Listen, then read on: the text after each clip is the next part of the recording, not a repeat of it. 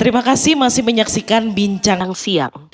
Pemirsa, terkait dengan pengendalian penduduk, apakah ada peraturan perundang-undangan dalam mengatur hal tersebut? Bisa disampaikan Ibu Wakil Ketua Komisi 9 DPR RI. Terima kasih Mbak Devi. Jadi ada Undang-Undang Nomor 52 Tahun 2009 tentang perkembangan kependudukan dan pembangunan keluarga. Lalu juga ada Peraturan Pemerintah 87 Tahun 2014 tentang perkembangan kependudukan dan pembangunan keluarga, keluarga berencana dan sistem informasi keluarga. Jadi ini menunjukkan keseriusan pemerintah bagaimana kita harus merencanakan keluarga yang berencana. Bukan hanya keluarga berencana, hanya soal KB. Kita hanya berpikir keluarga berencana ini hanya soal KB, tapi keluarga yang berencana. Dalam artian merencanakan keluarga dengan sebaik-baiknya, mulai dari sebelum pernikahan, mulai pernikahan sampai hamil.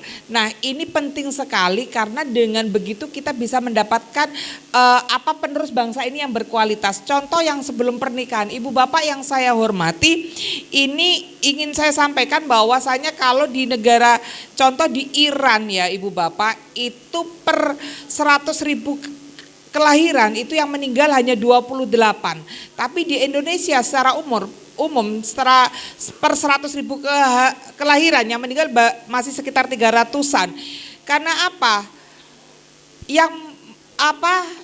Perempuan, laki-laki yang mau menikah itu tidak mendapatkan training, tidak ada check up secara menyeluruh.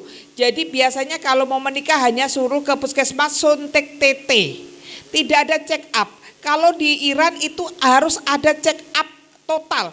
Kalau ternyata ditemukan penyakit-penyakit yang berbahaya, contoh seperti perempuannya kurang darah, kurang HB, itu mereka diminta menunda untuk menikah sampai benar-benar sehat. Di samping itu juga diberi penyuluhan tentang bagaimana hamil yang sehat, bagaimana nantinya menjadi ibu.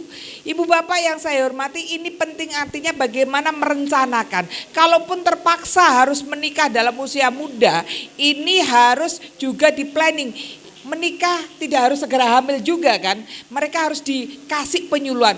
Masalahnya di Indonesia ini membicarakan soal kesehatan reproduksi ini masih sangat tabu. Contoh nih, ada anak yang satu yang perempuan umur 19 tahun, yang laki-lakinya umur 22 tahun menikah. Sebenarnya mereka masih pengen lanjut kuliah, tapi orang tuanya tidak pernah mengajarkan bagaimana cara ber-KB. Mereka tidak tahu kemana mereka tanya cara ber-KB. Ketika mereka tanya bagaimana cara ber-KB, dianggap jangan tanya seperti itu tabu. Nah, inilah yang sebenarnya yang menjadi PR kita, bagaimana informasi-informasi seperti itu bisa kita sampaikan kepada masyarakat. Di samping itu Ibu Bapak, anak-anak sekarang ini luar biasa keingintahuannya. Ini saya coba ini yang jadi guru-guru, silahkan lihat di meja murid-murid Anda semuanya.